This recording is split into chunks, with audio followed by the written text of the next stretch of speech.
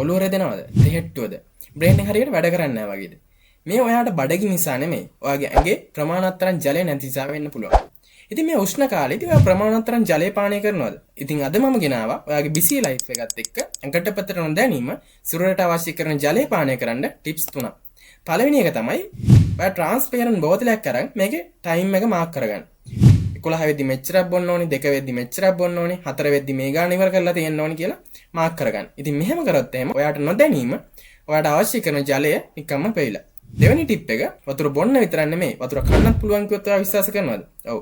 පැණිකමඩු, පිපිඤ්ඤා, strawberry වගේ ආහාරවල සාමාන්‍යයෙන් වැඩි ප්‍රමාණය ජලය අඩංගු වෙලා තියෙනවා. ඉතින් ඔයා පුරුද්දක් විදිහට මේ වගේ ආහාර කරනවා නම් නිකම්ම අපේ ඇඟට ජලය ලැබෙනවා.